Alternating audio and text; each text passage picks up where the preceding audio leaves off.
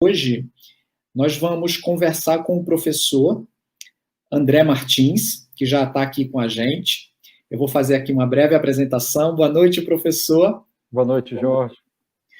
O professor André Martins, que vai conferir a palestra de encerramento da nossa jornada de psicologia, o futuro da psicologia pós-pandemia, formação e profissão, que hoje teve esse eixo, né, entre filosofia e afeto. A professora Maristela falando agora sobre o método socrático, e o professor André, que vai falar sobre o conhecimento como o mais potente dos afetos.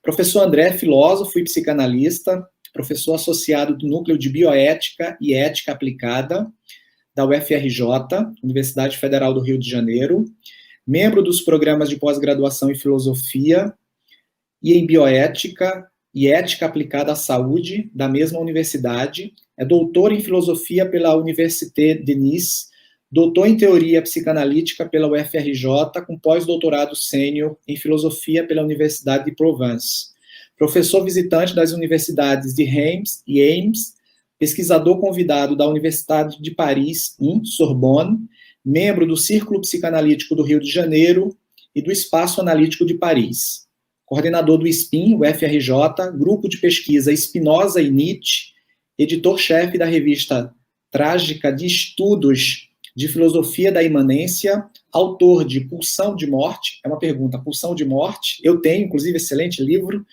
Por uma Clínica Psicanalítica da Potência, e organizador de O Mais Potente dos Afetos, Spinoza e Nietzsche. De Spinoza e Nietzsche, Cismos da Metafísica da Subjetividade, e de Spinoza e a Psicanálise, autor de uma centena de artigos e capítulos de livros publicados no Brasil, França, Alemanha, Portugal, Hungria, Bélgica e Estados Unidos, é professor da Casa do Saber Rio, oferece cursos virtuais síncronos e assíncronos no projeto Ars Imaginandi, palestrante e conferencista, divulga o seu conteúdo no canal do YouTube, o canal dele é André Martins Filosofia, e no seu perfil no Instagram, André Martins Filosofia. Eu vou colocar no chat aí. Professor, se eu esqueci alguma coisa, pode complementar. Seja bem-vindo, é um prazer recebê-lo aqui na Uniswan para essa palestra de encerramento da nossa jornada de psicologia, e a palavra está com você. Muito obrigado mais uma vez. Opa, obrigado, Jorge, é um prazer estar aqui, obrigado pelo convite. Então, eu pensei, né, em pegar um dos livros que eu organizei, cujo título é O Mais Potente dos Afetos, né, vou até mostrar a capinha aqui, né, que está publicado pela Martins Fontes, e que ele se baseia numa carta que o Nietzsche escreveu para um amigo falando de Spinoza. E aí o que eu pensei em trazer assim, para a gente debater, enfim, pegar cada ponto dessa carta. Eu vou ler a carta, ela é curtíssima, né, um cartão postal, na verdade, e a partir desses pontos eu fazer comentários, porque eu acho que para a psicanálise, não só para a psicologia, enfim, para quem se interessa por estudar o psiquismo, né, humano, esses pontos que o Nietzsche ele vê em comum entre a filosofia dele e a filosofia de Spinoza, na verdade, é quase uma pauta, é um roteiro assim, de elementos fundamentais numa filosofia da imanência. Então, eu vou apresentar o que é uma filosofia da imanência, como a gente pode entender, e seguir esses pontos já vai ser uma apresentação melhor do que falar a respeito da filosofia da imanência, vai ser uma apresentação do que se trata, né, de uma filosofia da imanência, e aos poucos a gente vai vendo essa relação entre esses aspectos da filosofia que estão entranhados, na verdade, no senso comum, e o quanto que me parece importante a gente desconstruir, né? Então, para usar um termo de Spinoza, na verdade, o Nietzsche elenca, ao ler Spinoza, esses 6 pontos em comum que correspondem a gente poderia dizer, 6, usando os termos de Spinoza, como eu dizia, 6 ideias inadequadas, não? Quer dizer, 6 superstições ou 6 hábitos do senso comum e da cultura, e que se baseiam tanto na religião, nas doutrinas religiosas, quanto nas filosofias metafísicas, que são as mais tradicionais, e que se baseiam, que se fundamentam em uma defesa psíquica em cada um de nós, e uma defesa psíquica que é metafísica, né, e que, de algum modo, é transmitida pelo senso comum, pela cultura. Então, analisá-los, eu acho que é de fundamental importância para quem tem como horizonte, né, uma saúde psíquica. Bom, eu vou ler a carta, né? O Nietzsche, então, é uma tradução que eu fiz, que está publicada nesse livro, está também nessa revista que eu sou editor, né? Que é Trágica, tá? Se colocar Revista Trágica, UFRJ, Carta de Nietzsche a Overbeck, vai aparecer, é gratuito, né, o acesso à revista. Bom, Nietzsche diz assim: estou totalmente estupefato, maravilhado. Tenho um precursor, e que precursor! Eu não conhecia quase nada de Spinoza. Que eu seja agora impelido a ele foi um ato instintivo. Não só sua tendência geral é a mesma que a minha, fazer do conhecimento o mais potente dos afetos, então está aqui um primeiro ponto, como me reencontro em 5 pontos capitais, né? Então esse primeiro mais 5 são 6 ao todo, de sua doutrina. Esse pensador, o mais fora da norma e solitário, é-me, nesses aspectos justamente, o mais próximo. Aí, agora ele coloca 2 pontos e elenca quais seriam esses 5 pontos complementares a essa tendência geral de considerar o conhecimento como o mais potente dos afetos. Então, vamos lá, os 5 pontos, que na verdade são 5 negações, né? Então, Spinoza nega a liberdade da vontade, ou livre-arbítrio, nega os fins, ou as causas finais, ou a teleologia, nega a ordem moral do mundo, nega o não egoísmo, o desinteresse, e nega o mal. Bom, então, vamos lá para uma breve análise, né, de cada um desses pontos. Então, começando pelo que o Nietzsche enxerga, né, considera como a tendência geral da filosofia de Spinoza e da dele próprio, o conhecimento como mais potente dos afetos,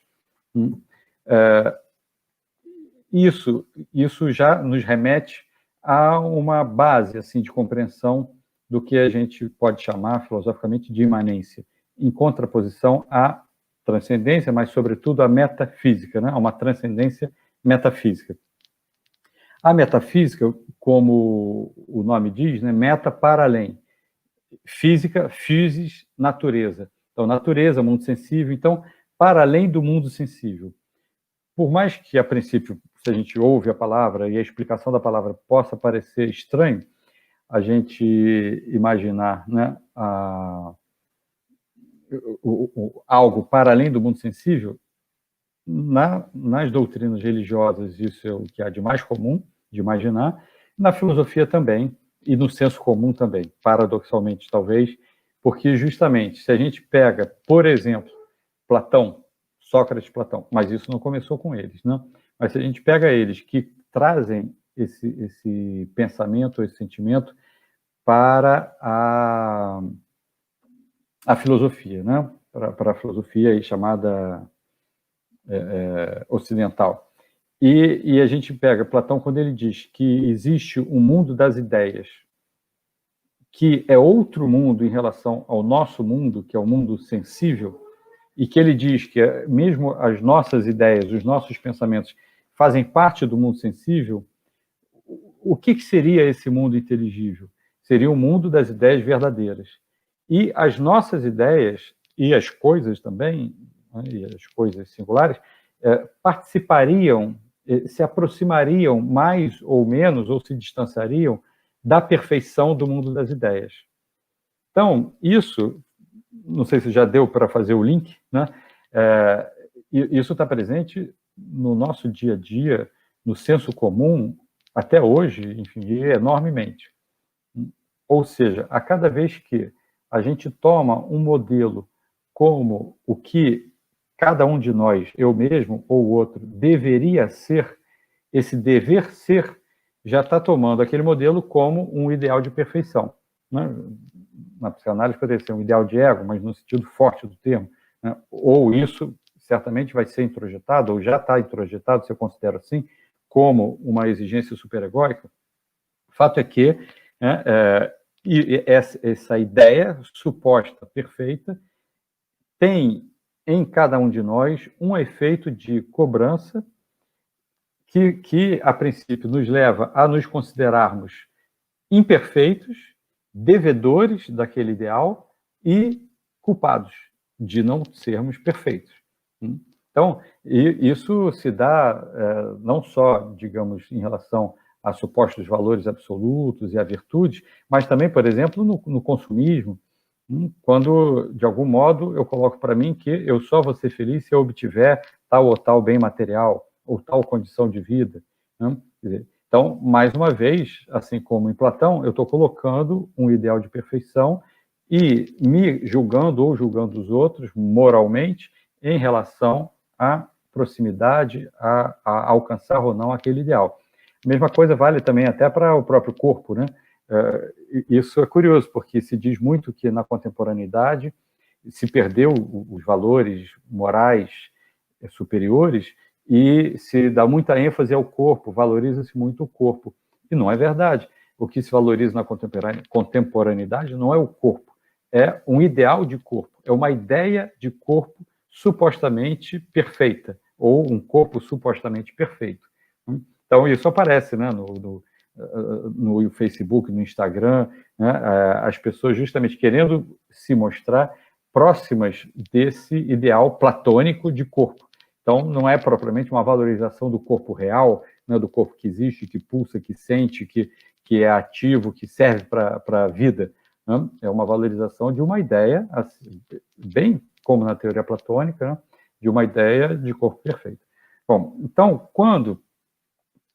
voltando para a carta do Nietzsche, quando o Nietzsche chama a atenção de que tanto ele quanto Spinoza tomam o conhecimento como um afeto, o que ele está dizendo, entre outras coisas, né, que é uma frase rica e complexa, o que ele está dizendo é que ele não está pensando que o conhecimento, antes de mais nada, é um valor enquanto valor superior, um conhecimento das tais ideias abstratas e puras. Ele está pensando que o conhecimento do real, ou seja, o conhecimento da realidade e não um suposto conhecimento desse outro mundo, o conhecimento do real, ele é o mais potente dos afetos justamente porque ele é transformador.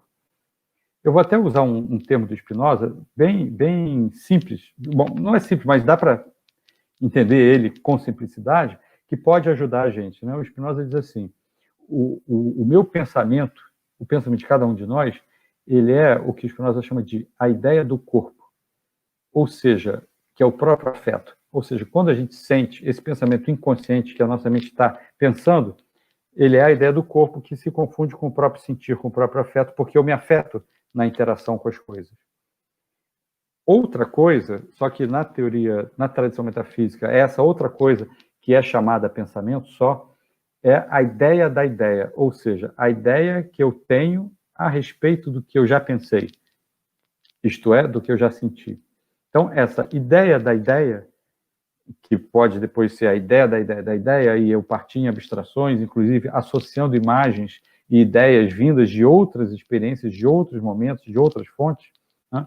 Essa ideia da ideia é que ela pode se separar, se dissociar do que eu sinto, e então, ao invés da ideia ser uma reflexão para compreender a realidade do que eu sinto, a ideia da ideia, se ela se dissocia e se associa a outras imagens e outras ideias, ela passa a ser, não, repito, a compreensão do que eu sinto, e sim uma suposta explicação da verdade daquilo que eu sinto. Então, essa explicação da verdade daquilo que eu sinto, obviamente, já não é uma compreensão do que eu sinto. Então, já não é mais um conhecimento do afeto e já não tem o poder transformador que o conhecimento do afeto pode ter. Então, em geral, o que a gente vê é que quando se dá essa suposta busca de uma verdade daquilo que eu sinto, ou de uma verdade da realidade, o que normalmente se tem é mais um ideal de ego, mais um ideal superegóico, mais um dever ser. Né? no sentido de que, ao invés de compreender o real, eu penso simplesmente, eu julgo o real. Está certo, está errado, deveria ser diferente, sim, não, mais, menos. Bom, e aí vamos passar agora para os 5 pontos, e aí depois de analisar esses 5 pontos, a gente abre para o debate, né? Então, vamos ver. O primeiro ponto que ele diz, né? A negação do livre-arbítrio. Bom, é claro que o livre-arbítrio, tanto pela filosofia, quanto pelo senso comum, quanto pelas religiões, a princípio, né, tão familiar que pode parecer inicialmente inegável ou impossível negar o livre-arbítrio. Como assim negar o livre-arbítrio? Até pela justiça, também pelo direito, né, pelo uso desse conceito no direito. Bom, a questão é, nem Spinoza nem Nietzsche estão falando de um determinismo e nem estão negando o fato de que nós fazemos escolhas.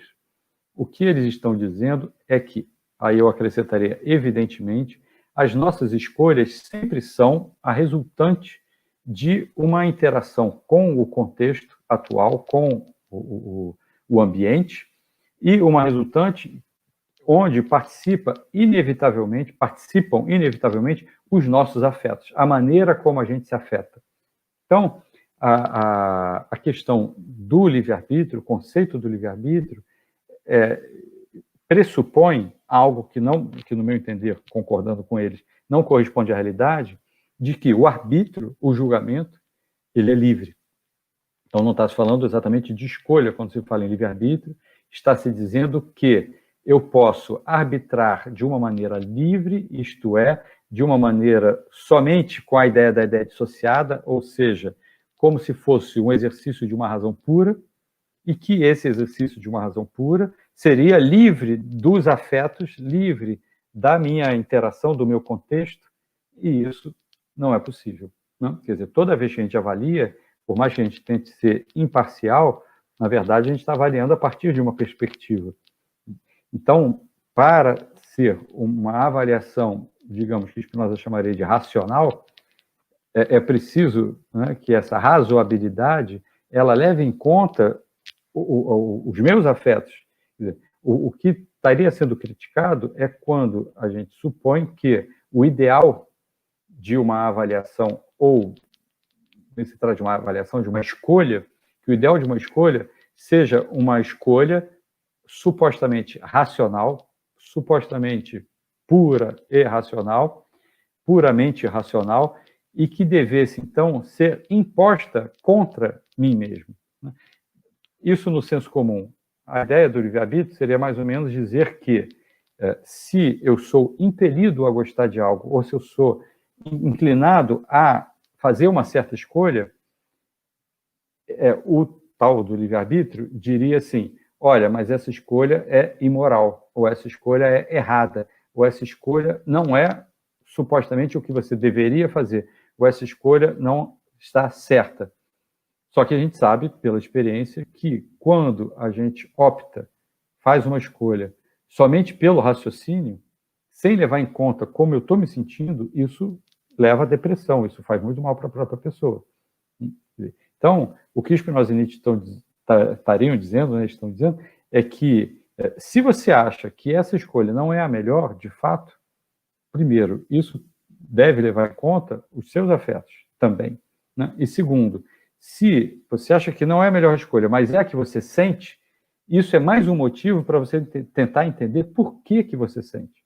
Então, a grande pergunta de uma filosofia, ou de um pensamento, ou de uma teoria psicanalítica que busca a compreensão do real imanente é assim, por que eu estou me sentindo assim? Por que eu me afeto dessa maneira? Por que eu estou inclinado para tal coisa? Enquanto que a ideia de livre-arbítrio não tenta compreender, ela tenta julgar, absolver ou condenar. Não? É culpado, não é culpado. Deveria ter feito outra coisa e fez essa. Logo, né, cabe uma imputabilidade, ainda que seja uma imputabilidade diante de um suposto dever moral. Então, esse pensamento do livre-arbítrio, ele não é transformador, ele não entende as causas, a gênese de uma certa atitude ou de uma certa escolha, de cada um de nós ou de outra pessoa. Então, e por que não entende? Justamente porque o arbítrio não é livre. Então, o livre-arbítrio é um termo que é falso, que não corresponde à realidade, e que existe pragmaticamente para se ter um critério moral de condenação.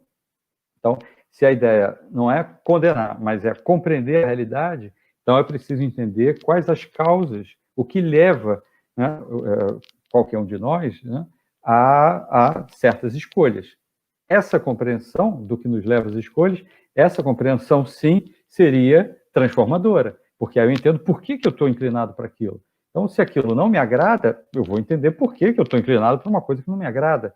E talvez eu descubra que, ao contrário, né, na verdade, aquilo me agrada. E o conflito interno que eu estou vivenciando, ele se dá muito mais por preconceito, ou por superstição, ou por medo, né, ou por introjeção superegóica de alguma moral de que deve ser ou deveria ser assim assado, seja uma moral religiosa, de doutrina religiosa, ou do núcleo familiar, ou da sociedade, ou do olhar do outro, etc. Né? Bom, então esse é o primeiro ponto. Vamos passar para o segundo. Segundo ponto, ele diz, né, a negação dos fins, da causa final, né, da teleologia. Isso, por incrível que possa parecer, também está totalmente presente no senso comum até os nossos dias, né? A ideia de causa final, ela vem de Aristóteles. Aristóteles descreveu, né, descreveu que entre as causas da existência de algo, existe uma, aí não tem como eu não acrescentar a palavra suposta, finalidade daquilo. Então, por exemplo, exemplos meio óbvios, a causa final, ou seja, aquilo que fez com que uma árvore, uma macieira exista, é ela dar maçãs para o homem comer. Então, nessa tese, que é totalmente... As religiões, em geral, reforçam essa superstição, essa crença, essa ideia falsa, né? Essa ideia inadequada. As coisas da natureza existiriam para servir ao homem. Hoje, com a ecologia, um conhecimento melhor das coisas, a gente sabe que não é verdade. A macieira existe porque existe. E fato é que ela dá maçã. Fato é que eu me alimento com a maçã. Então, eu me alimento com a maçã, ok, que bom que eu encontrei alimento com a maçã. Essa ideia da causa final, obviamente, ela leva a sérios problemas, né, teóricos que quem adota ela se vê, né, assim, num beco sem saída para explicar. Qual a causa final da barata, do mosquito, né, do vírus? Qual a causa final? Aí as pessoas saem viajando com explicações, né? Para ensinar tal coisa ao ser humano, enfim, como se o ser humano fosse o centro. E não é o centro. Né? Qual a causa final, digamos, se o mosquito fizesse filosofia, né, ou tivesse uma religião, talvez ele dissesse: o ser humano foi feito para alimentar os mosquitos. A causa final do ser humano, né, o Deus mosquito criou o ser humano para fornecer sangue para os mosquitos se alimentarem. E por aí vai. Né? Então, essa ideia de causa final, se a gente olha na história, mesmo nos dias atuais, ela sempre gerou problemas muito graves, que, aliás, na sociedade contemporânea ficam muito claros. Né? Como, por exemplo, Platão, no texto Timeu, ele vai argumentar de que a mulher foi feita, né, com a finalidade de gestar homens. A gente sabe que não é isso, mas Platão acreditava piamente, né? Colocou lá num dos diálogos dele, né, essa ideia que Aristóteles retomou, enfim. Né, se a gente pensa, né, que a natureza toda foi feita para servir ao homem e, assim como propõe Aristóteles, entende que o homem é caracterizado como um animal racional, e esse racional não inclui, sei lá, que outro tipo de razão, ou o que está se entendendo por razão. Aristóteles estava pensando nessa razão, no sentido que hoje em dia é o usual do termo. Então, por conta dessa definição de Aristóteles e dessa teleologia, dessa ideia, né, totalmente com o olhar de Spinoza e Nietzsche, imaginativa, fictícia, essa invencionice da causa final, isso fez com que, por exemplo, as crianças não fossem consideradas seres humanos, tanto assim, ainda não eram, porque ainda não tinham adquirido a razão ou o uso da razão. Os idosos já não eram mais. Na história, as mulheres também não eram. As tribos autóctones espalhadas pelo planeta, né? Os negros, quando foram escravizados, né? Forçadamente, a grande discussão é se eles tinham alma ou não tinham alma, isto é, se eles eram racionais ou não, e assim também com os indígenas, etc. Quer dizer, então, a questão era assim, Deus fez a natureza para servir ao homem, mas quem é esse homem? É o animal racional? É o homem branco europeu?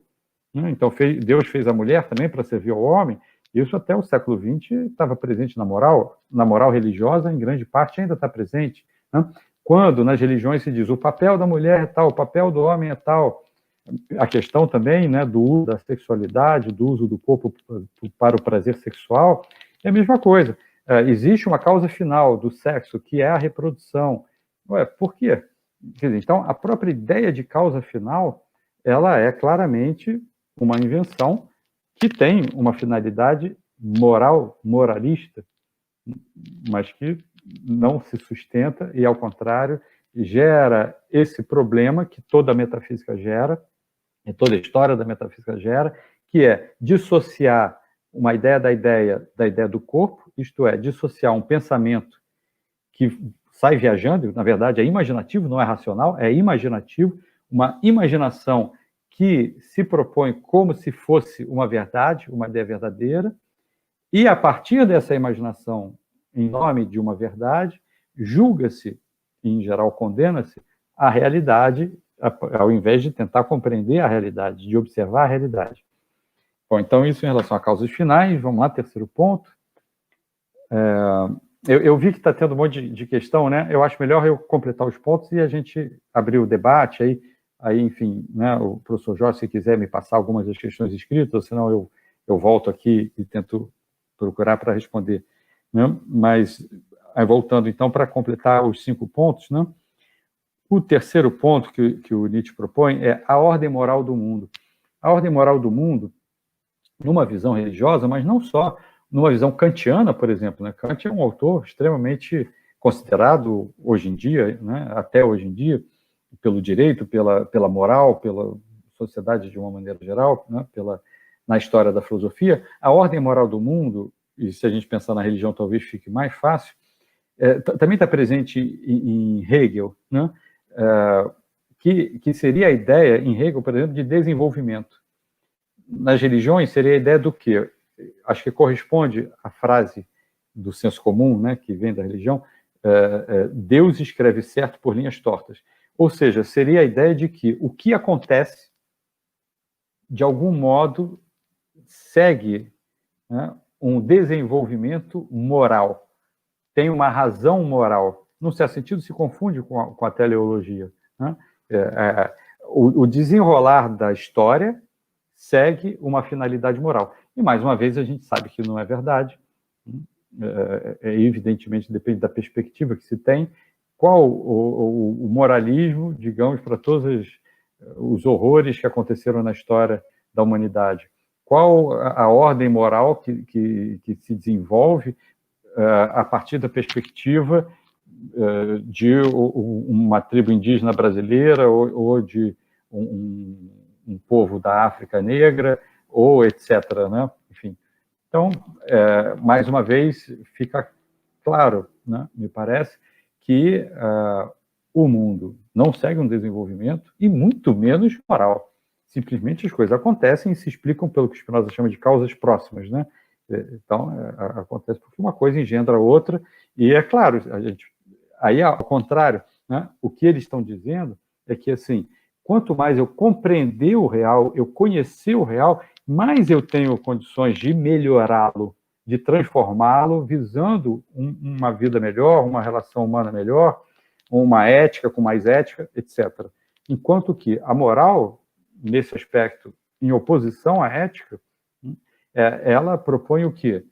condenar, apontar com o dedo e condenar. E isso está errado. Isso está errado. E o certo seria tal outra coisa. É simplesmente, mais uma vez, uma exigência de fora para dentro, de cima para baixo, que gera afetos passivos. Né? No meu canal do YouTube tem vários vídeos sobre esses pontos que eu estou falando. Né? Convido todos a se inscreverem lá, André Martins Filosofia, e seguir os vídeos, né? Que mostra, eu tento mostrar justamente o quanto que uma cobrança moral gera culpa, né? Faz com que as pessoas alternem, oscilem entre a culpa é minha, a culpa é do outro, a culpa é minha, a culpa é do ambiente, a culpa é minha, a culpa é da sociedade, né? Quando o que ambos estão querendo mostrar, né, e o pensamento da imanência, de um modo geral, está querendo mostrar, enquanto que não é uma questão de culpa ou de não culpa. Não, não se trata de culpa. Se trata de, ao contrário, de compreender o que gera o que engendra o que, como funciona, né, para que a gente possa transformar. Bom, quarto ponto, né, o não egoísmo, né, o desinteresse. Então, o que tanto Spinoza quanto Nietzsche tentam mostrar, né, mais uma vez o contraponto com Kant fica evidente, é que não existe ação desinteressada. Se a gente pega novamente assim, o exemplo, o modelo das doutrinas religiosas, né? Se eu vou ser, por exemplo, altruísta, a gente pode pensar em vários exemplos. Por exemplo, eu vou ser altruísta porque eu tenho medo de ir para o inferno. Ou porque eu quero agradar meus pais. Ou porque eu quero ser uma pessoa correta. Ou porque eu tenho medo de algum modo, receber o castigo do destino, etc. Né? Bom, acho que nesses exemplos que eu dei fica claro o interesse. Então, como assim desinteressado? A gente poderia pensar, não, eu sou altruísta porque, ou eu quero ser altruísta, porque me faz bem, me deixa realizado, me faz mais feliz, intrinsecamente feliz. Puxa, que ótimo, né? Você é uma pessoa que está com uma compreensão ética do mundo, né, bastante presente, sólida. Ainda assim, é interesse. O meu interesse, ao ser altruísta, é ajudar o outro. O meu interesse, ao ser altruísta, é me sentir bem dessa forma. O meu interesse, ao ser altruísta, é me relacionar melhor com as coisas, com o outro, com a vida. E isso, aliás, eu diria até que é uma evidência, né? Condena-se tanto a natureza humana, mas a gente sabe que ajudar faz bem. Acho que não tem quem não se sinta bem ajudando. Né? A pessoa pode, né, ou antes ou depois, ou inconscientemente, ficar assim, puxa, mas eu ajudo mais do que recebo, dou mais do que recebo, enfim. Mas o ato de ajudar, a princípio, sempre faz bem. Bom, ok. Então, a ideia de ambos é mostrar justamente que não existe uma ação desinteressada. E por que, seja a religião, seja Kant, seja, enfim, a história da filosofia de um modo geral, fala disso, fala de um desinteresse. Né? Eu diria, primeiro, porque no modelo metafísico cria-se uma dicotomia entre corpo de um lado e mente de outro lado. Então, essa dicotomia de corpo e mente, ela faz com que se pense que as ações que derivam de uma vontade sensória seriam interessadas. E as ações que derivam do tal do livre-arbítrio, né, de uma mente puramente racional, que, na verdade, a gente já entendeu que é nada mais do que uma ideia da ideia que se dissociou, um splitting, né, uma dissociação da realidade, do real e dos meus afetos, é como se isso fosse desinteressado. E não é. Primeiro, essa dissociação é uma defesa psíquica e origem dos problemas psíquicos, e segundo, que mesmo assim não é desinteressado. Há sempre interesse. E é importante a gente entender isso, né? Porque justamente para a gente entender as causas dos nossos afetos, as causas das nossas escolhas, as causas das nossas ações, e como a gente interage no mundo e com o outro, eu preciso entender que não se trata nunca de desinteresse. Aí eu posso ver se é um interesse, que tipo de interesse, qual a qualidade do interesse, se é interesseiro, se é um interesse de outra ordem, se é um afeto passivo, se é um afeto ativo. Mas, para isso, antes de mais nada, eu tenho que entender que há sempre, sim, um interesse, um desejo, né? Bom, e como diz Spinoza, né, o desejo é a essência do homem, né? Então, Spinoza, no século XVII, né, muito antes da psicanálise, já afirmou essa frase. Bom, e o último ponto, daí a gente abre para o debate, né, a negação do mal. Se a gente compara, por exemplo, com Kant, né, o mal radical, com as doutrinas religiosas, mais uma vez a gente se vê diante de um pensamento assim, ó, como assim a negação do mal, não existe o mal? A ideia, tanto de Nietzsche quanto de Spinoza, né, a própria ideia do para além do bem e mal, né, aquele título de livro famoso de Nietzsche, é de que não existe o mal em si, nem o bem em si. Essa projeção de um mal como valor absoluto negativo e um bem como valor absoluto positivo vem de experiências afetivas, sensórias, relacionais, do bom e do ruim. Então, isso é muito importante a gente entender também. Inclusive, por quê? Porque seja em nome da religião, seja em nome de uma moral, independente dessa moral ser religiosa ou não, é muito comum nas famílias, por exemplo, né, fazer-se mal ao outro em nome do bem. Qualquer moral faz isso. Né? Em nome, você não pode fazer assim, você não pode isso, você não pode fazer essa escolha, você não pode sentir dessa maneira, você não pode agir dessa maneira. A pessoa vai continuar sentindo, ela não entendeu por que está sentindo, nenhuma transformação vai se dar, simplesmente ela vai se sentir culpada. Então, em nome do bem, pais bem-intencionados e outras relações interpessoais acabam fazendo mal ao outro, justamente porque não existe o bem. Se a gente vê notícias no jornal, né, histórias de pessoas próximas, né, dentro das relações familiares, é um horror nesse sentido, né? O quanto, né, as pessoas se fazem mal e fazem mal aos seus entes queridos, inclusive, porque introjetaram superegoicamente um tu deves, né, um dever, seja pela via da religião, com frequência seja por algum outro moralismo, superstição ou preconceito social, né, de que aquilo está errado, então é preciso impor o bem, mesmo fazendo sofrer, mesmo fazendo maldade. Quando a gente vê, inclusive, as notícias, né, de psicopatas, né, ou cenas assim mais terríveis, a gente pode observar que, em geral, a própria pessoa ela está fazendo em nome do bem. Ela está fazendo porque ela não está suportando aquilo que, seja a religião, seja a moral social, seja a moral familiar, etc., consideram como sendo o mal. Bom, acho que a gente fez, né, uma passagem, né, por esses pontos.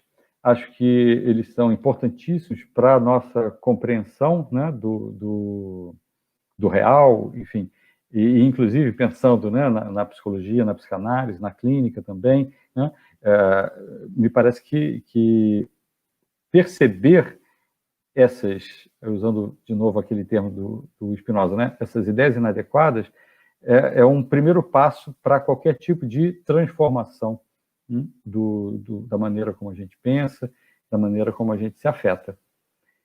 Bom, então, acho que a gente pode passar para o debate, né? Isso. Aí, enfim, eu vi o próprio Jorge, né, colocou questões aqui. Como que a gente faz? Eu leio as suas questões, você me fala. Eu vi que o chat também estava cheio de perguntas e comentários, né? O chat pipocou sobre o livre-arbítrio. Acho que a gente pode sobre o livre-arbítrio, e aí eu estou organizando aqui as questões, mas tem um ponto que você falou aí que eu acho que a gente poderia colocar para conversar um pouco. São duas coisas que vieram à minha mente, né? A primeira é quando você falou dessa questão dos imperativos superegóicos. Eu fiquei pensando muito como a gente está vivendo uma ditadura da opinião ou de opiniões, e as opiniões, eu acho que é produto e está super certo, né, dentro de um movimento democrático, mas as opiniões como um deve ser. Eu queria se você pudesse comentar um pouco sobre isso.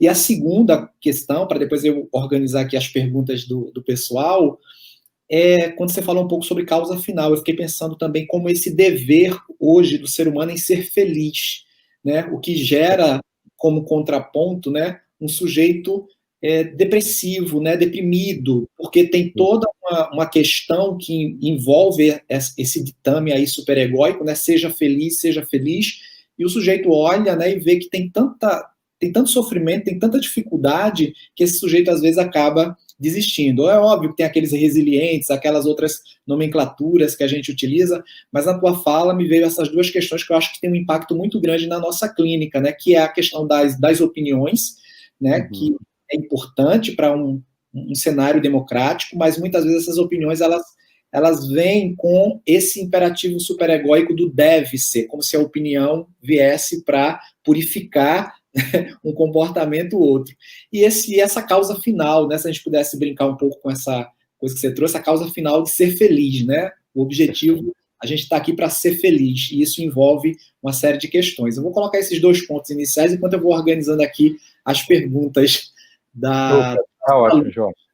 Adorei as perguntas, essas 2 perguntas, né, essas 2 colocações. Então, vamos lá, vou começar pela primeira, depois qualquer coisa você me lembra a segunda, mas enfim. Então, a questão da opinião, né? Eu vou pegar pelo Spinoza, né?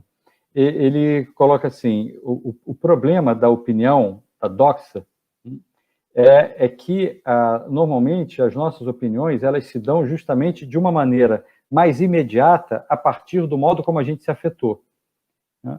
Então, aí alguém poderia dizer assim, mas não está paradoxal? O Spinoza diz que a gente só conhece se afetando e que justamente a imanência, o conhecimento dos afetos, então, como assim ele coloca que justamente que a opinião, a princípio, tende a ser uma ideia falsa por seguir de modo mais imediato a maneira como a gente se afetou. Acho que vai dar para entender com clareza. Vamos lá. Que o Spinoza quer mostrar é assim, o problema não é o fato de eu me afetar, porque eu sempre me afeto, e eu só conheço me afetando. O problema é que, quando eu me afeto e eu não entendo que, eu não tenho uma clareza, consciente ou inconsciente, de que eu estou conhecendo o outro, não enquanto tal, mas sim a partir da marca que o outro fez em mim. Se eu não percebo isso, se o outro me incomoda, a minha tendência é julgá-lo negativamente. Ou seja, o problema da opinião é que, enquanto tal, ela se baseia numa projeção de uma primeira impressão, digamos, sobre o outro. Então, digamos, eu tenho uma impressão, que é uma impressão afetiva, se eu não tenho nenhum tipo de reflexão acerca da maneira como eu me afetei, a tendência é que eu projete o efeito afetivo em mim, como que eu considere o efeito afetivo em mim como se fosse a verdade do outro, quando, de fato, o que está sendo é o efeito daquele outro em mim, no meu corpo, no meu psiquismo, não? Bom, e aí, o que o Spinoza propõe? A ideia do Spinoza é a seguinte, que é importante eu entender, porque qual a diferença com a metafísica? Porque a metafísica, digamos, partindo talvez de um mesmo princípio, a metafísica vai dizer, os sentidos enganam. Não é isso que o Spinoza está dizendo. A metafísica vai falar, se os sentidos enganam, então eu preciso me dissociar dos sentidos e encontrar a tal da razão pura. Ou seja, a solução ou a correção, digamos, da percepção afetiva é que é totalmente oposta. Spinoza ele vai propor assim, eu tenho que compreender a minha maneira de me afetar, eu tenho que compreender as propriedades comuns entre as coisas para entender o que é da realidade compartilhada, para poder, no que me afetou, entender aquela parte que é efeito do meu afeto e aquela parte que indica algo mais objetivo a respeito do outro. Na prática, a gente sabe disso, né? Quando a gente está nervoso ou, ao contrário, apaixonado, ou sei lá, qualquer grande afeto intenso, ou positivo ou negativo, Normalmente a gente, né, liga para um amigo, vai para a mesa do bar e fala assim, olha, eu fiz tal coisa, eu agi de tal maneira, eu reagi de tal maneira, eu estou incomodado com fulano, faz sentido ou eu é que estou idealizando ou projetando um efeito afetivo meu como se fosse uma realidade objetiva? Né? Então, na verdade, a gente já tem essa experiência que o Spinoza propõe. O que é a parte do meu afeto, da minha passionalidade projetada como se fosse objetiva, e o que de fato é parte da realidade objetiva, no sentido da realidade compartilhada. Enquanto que, só repetindo mais esse ponto para passar para o item seguinte, enquanto que na tradição metafísica, o que se propõe é eu sinto de tal maneira, isso está errado, deve ser condenado. E qual é a maneira certa de sentir? Eu não vou transformar meu sentimento. Eu vou simplesmente me sentir culpado por sentir como eu senti, né? E vou idealizar uma razão pura ou uma opinião certa. Ou seja, o último ponto. Na tradição, o que se tinha?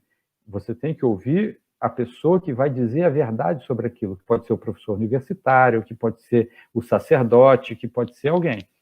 A opinião é digamos, o culto à opinião, hoje em dia, né, através do Facebook e tudo mais, né, que cada um bota lá o que pensa na veneta e tal, e aí espalha fake news, é o meu sentimento, não quero nem saber se corresponde à realidade ou não. Né? Na verdade, é uma revolta, uma rebelião contra algo que também era imaginativo, que era o quê? O argumento de autoridade. Então, eu entendo que a gente está, né, numa ressaca da pós-verdade. Não existe verdade, então vale tudo. Né? Não existe argumento de autoridade, então vale a opinião. O que tanto Spinoza quanto Nietzsche querem mostrar é que nem a metafísica tradicional, nem simplesmente uma inversão de valores, onde o que eu sinto, a opinião, vale, ao invés de eu tentar compreender por que eu sinto.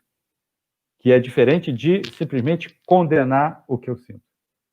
Ok, Jorge, quanto à primeira pergunta, passo para o segundo ponto, ou você quer comentar alguma coisa? Não, tá ótimo.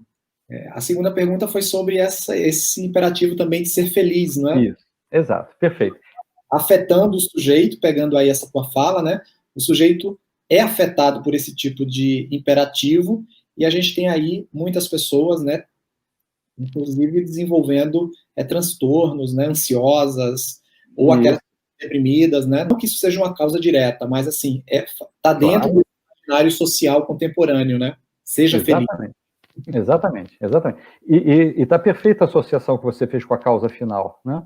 Porque, num certo sentido, esse senso comum contemporâneo, ele passa a ideia subliminar de que nós existimos para sermos felizes. Mas só que, colocado dessa forma, né, exatamente como a causa final, isso se transforma numa autoexigência superegóica, em que a pessoa pensa, a existência só faz sentido, só vale a pena se eu for feliz. Como se não bastasse, a isso acompanha-se uma idealização do que seja ser feliz. Isso. E normalmente o ser feliz é o quê? É o imperativo da felicidade, o imperativo do gozo, olha o imperativo aí, igual o imperativo categórico kantiano, né? Você deve ser feliz, você deve gozar, você deve só ter alegrias. E aí a pessoa, porque isso não existe, é uma idealização, não? Tanto o Spinoza quanto o Nietzsche mostram a beleza trágica da vida, mostram que prazer e dor estão misturados. Não?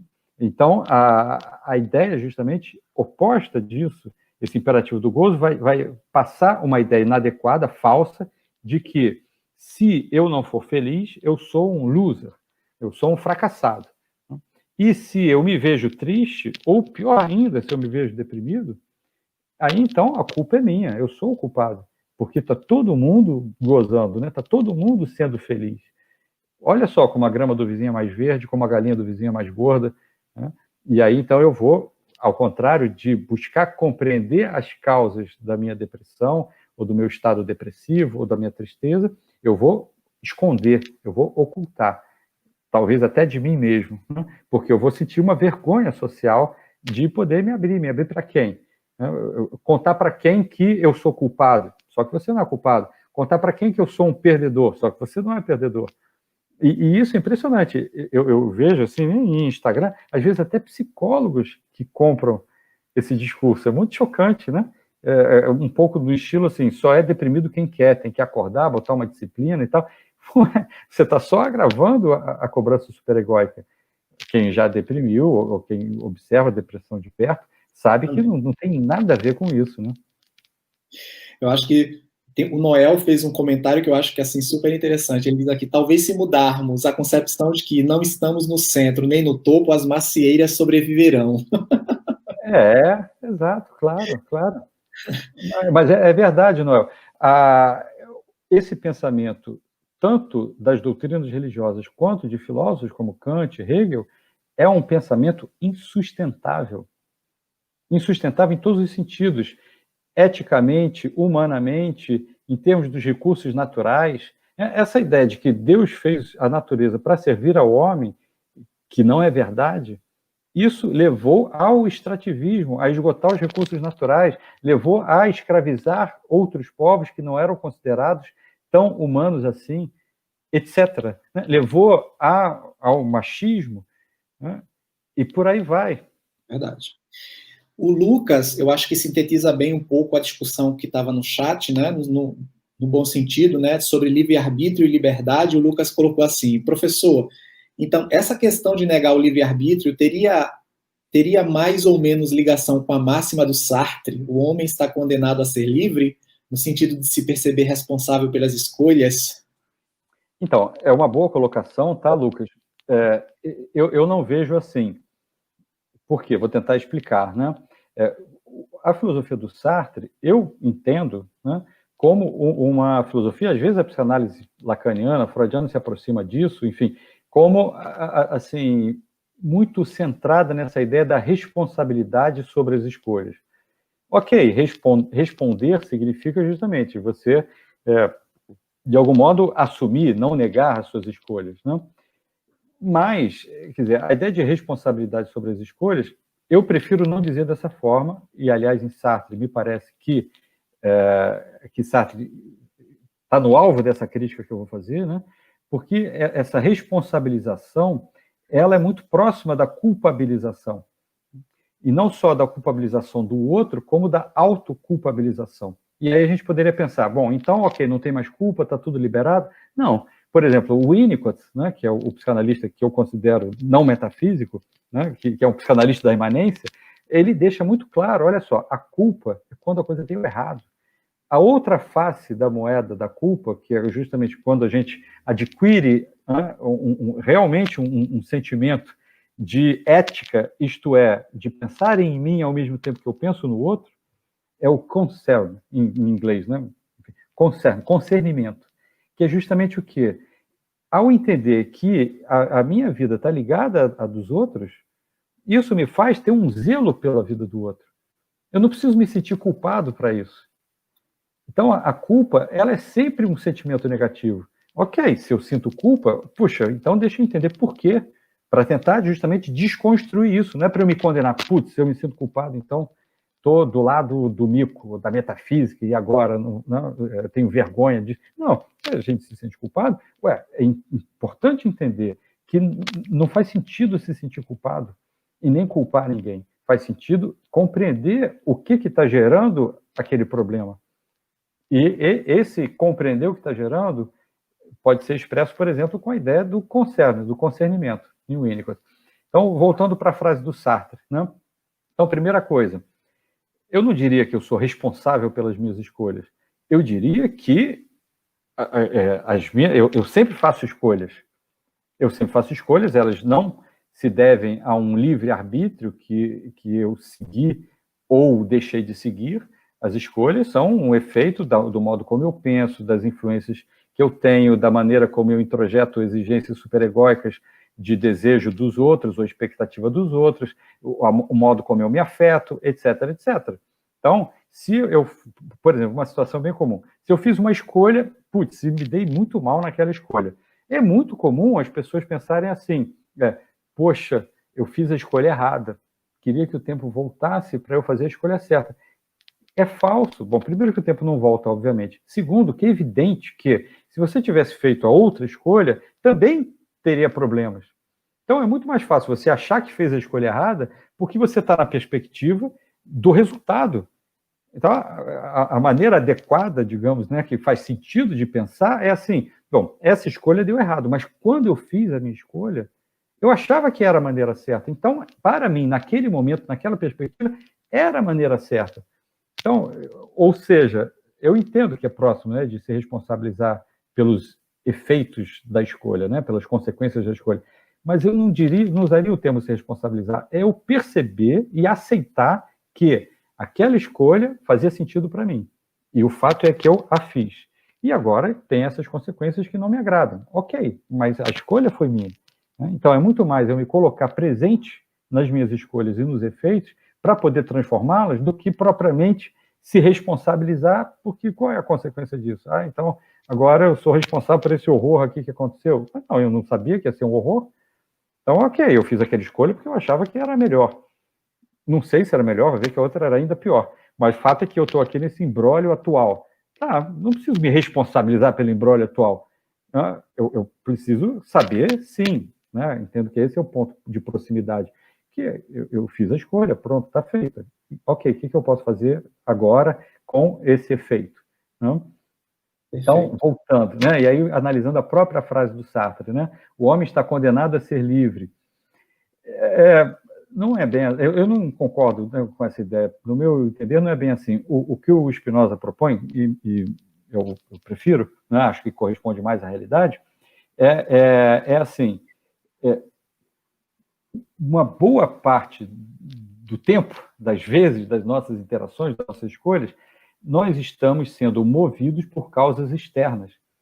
E, nesses momentos, nós não estamos sendo livres, nós estamos sendo servos, não dos nossos afetos, servos das causas externas. O que é a liberdade em Spinoza? A liberdade é uma conquista gradual e que não chega nunca a um fim, né? Porque a gente sempre vai ter afetos passivos, né? Sempre vai interagir e ser influenciado pelas causas externas. A liberdade é eu compreender o efeito das causas externas em mim de maneira a que eu busque cada vez mais, justamente, assumir as minhas escolhas, entender as minhas escolhas, entender por que eu escolhi de tal forma, por que eu me afeto dessa maneira, e essa compreensão tem um poder transformador do afeto, né? Portanto, essa compreensão é que vai me tornando, assim como o Winnicott diz, rumo à independência, né?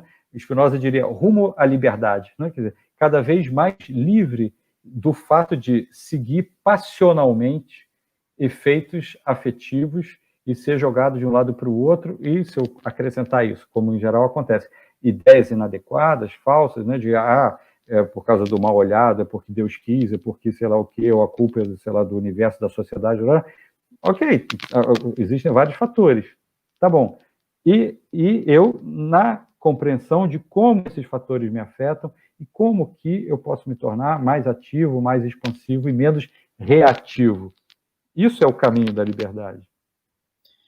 É sensacional essa questão que você traz do Winnicott, né, que traz essa dimensão que a gente poderia até falar de uma alteridade aí, né? É muito, muito importante e vai criar exatamente uma ponte aí nessa ideia de uma liberdade que você pode escolher e se dá errado você se culpa e ao mesmo tempo você tem aí essa dimensão de que quanto mais você se preocupa com o outro, né, mais você também se coloca nesse campo de existência numa relação, né? O outro cuida de si, cuida do outro. Eu acho isso bem interessante. A Meire, inclusive, falou aqui, né? Ficamos doentes por sermos egoístas. Exato. Então, olha só, essa questão do... Bom, vou comentar rapidinho do Winnicott e passo para o egoísmo, né? Eu tenho um artigo que está na Trágica também, né? Então, André Martins, Trágica, se colocar assim, a grande identidade Spinoza-Winnicott. Eles são muito próximos em vários pontos, né? E um deles é esse, porque esse concernimento de que o Winnicott fala, né, que, num certo sentido, é o contrário da culpa, né? É a outra versão, é a versão positiva da culpa, que é na versão negativa, né? Tem relação com o que o Spinoza chama de ética. Porque, justamente, a ética, né, ethos em grego, significa justamente o quê? A vida comum.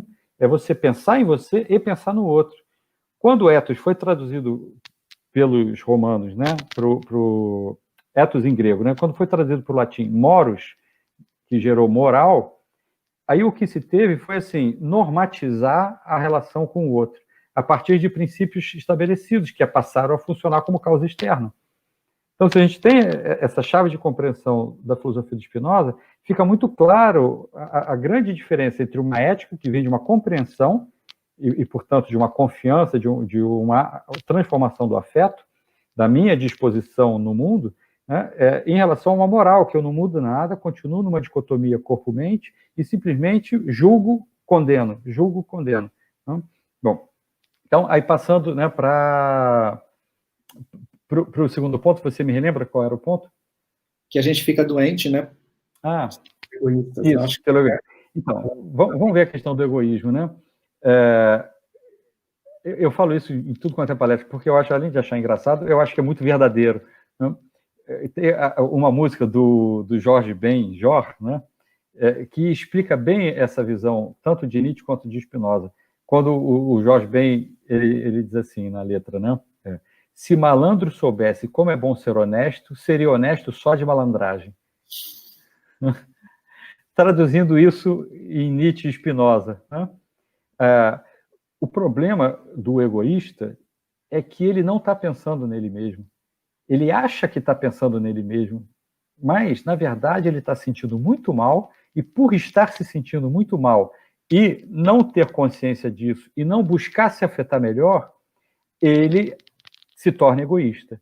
Então, ele começa a se comparar, o egoísta é sempre em relação ao critério externo. Né? Então, o egoísta, ele é um invejoso, né? Ele está competindo, ele quer ter o que os outros têm, ou ter mais do que os outros. Ou seja, a referência dele é sempre o critério externo. O outro, o vizinho, o rival, o concorrente, o critério social de valor. Né? O egoísta, se o egoísta fosse egoísta, né? Claro que acaba sendo um jogo de palavras, mas se o egoísta fosse egoísta no sentido assim, o que me realiza, o que me faz feliz, o que me faz expansivo, o que me faz me sentir vivo, aí ele ia estar preocupado com a potência de vida dele e ele ia deixar de ser egoísta. Aí ele ia ser ético por egoísmo, digamos, né? Por pensar em si mesmo. Né? Exatamente. Maravilha. Professor, a gente está terminando, mas tem aqui muitas perguntas, muitas questões. Teve alguns alunos que trouxeram a questão, por exemplo, a neurociência está quebrando essa lógica do livre-arbítrio? É uma pergunta, e muitas perguntas fazendo essa associação entre livre-arbítrio, escolha, liberdade. Muita gente colocando aqui no chat, né, que a liberdade é que ser consciente primeiro de si mesmo, que reflita nas escolhas também, e ajuda melhor a entender o outro e o externo. Enfim, verdade, professor André, a ética e a moral normatizam a relação com o outro, quando sabemos fazer o equilíbrio, fica mais fácil de viver. As pessoas estão meio que, eu estou percebendo um bloco agora assim no finalzinho, né, uma tendência a uma coisa que a gente também fala muito na atualidade, que é o equilíbrio, né, essa questão do equilíbrio. Acho que a gente poderia, encerrando essa conversa, que foi muito potente, foi, enfim, sensacional. Tem aqui um monte de pergunta que a gente pode ver depois no chat. Depois me manda, por favor. Essa ideia de equilíbrio, né, que também é outra coisa, como a gente fala tanto dos extremos hoje, esses extremos têm causado, né, tanto problema, a gente vamos para o equilíbrio. Parece que o equilíbrio, não sei se é uma saída interessante. Vou fechar comentando esses pontos, né? E aí até te peço, Jorge, depois me mandar, enfim, o chat, né?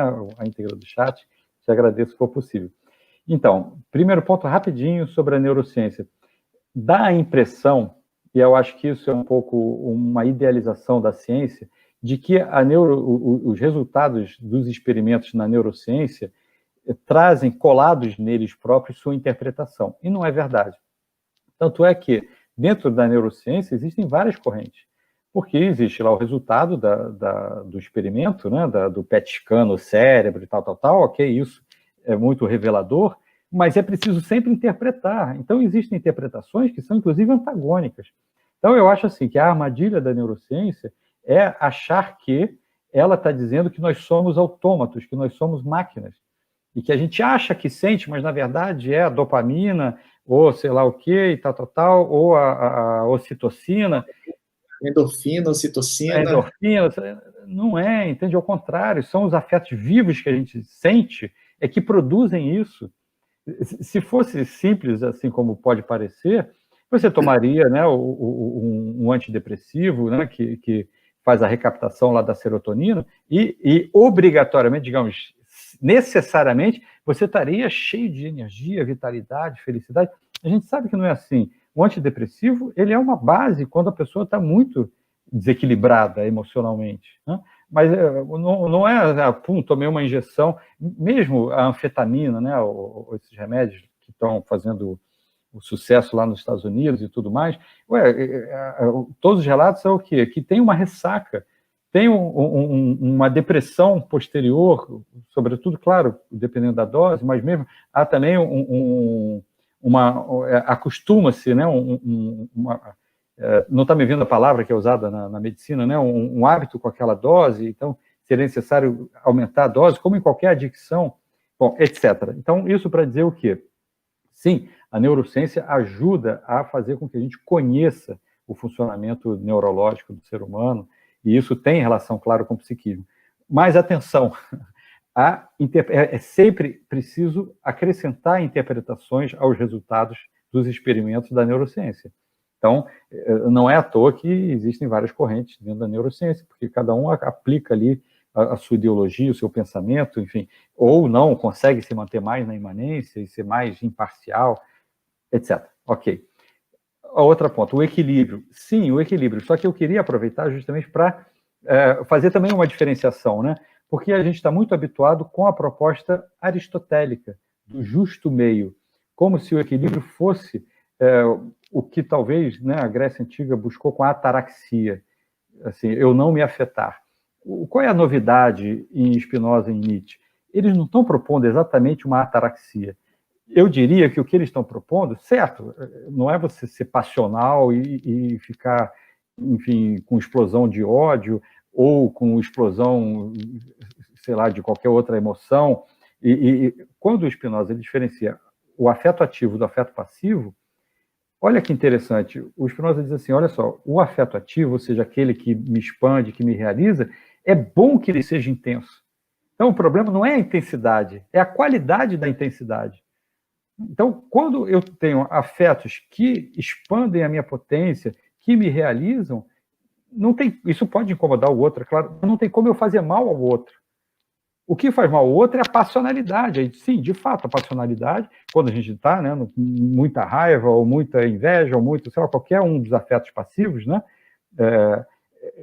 ligados à tristeza, ou alegrias reativas, a gente pode, né, sonhar com a ataraxia. Caramba, eu quero, não, aí vai lá, pum, toma um ansiolítico, ufa, parei, ou então o pensamento dissociado, né, como resolver o problema, como resolver o problema, como resolver o problema. Aí a gente busca, né, essa calma. Ok, mas essa calma, justamente, ela não é exatamente um equilíbrio. Ela parece ser um equilíbrio, mas e não é um justo meio. Ela é um acalmar algo que já está sendo fruto de uma dissociação, seja enquanto passionalidade, seja enquanto, né, fruto também da dissociação, esse pensamento como se o cérebro fosse uma engrenagem que não engrena, né, que os dentes ali estão gastos, né, buscando solução. O que o Spinoza diria? Ouça os seus afetos, tente compreender os seus afetos. Ufa, isso vai acalmar, mas em outro sentido. Por quê? Porque passando a favorecer os afetos ativos, eles podem ser intensos. Não? Aí não é preciso equilíbrio no afeto ativo. É bom a intensidade. E uma última palavra também, bem contemporânea, que eu acho que é isso também que estava embutido no comentário, né? O que a gente vê na polarização, sobretudo política, hoje em dia, são uma passionalidade de um lado e do outro.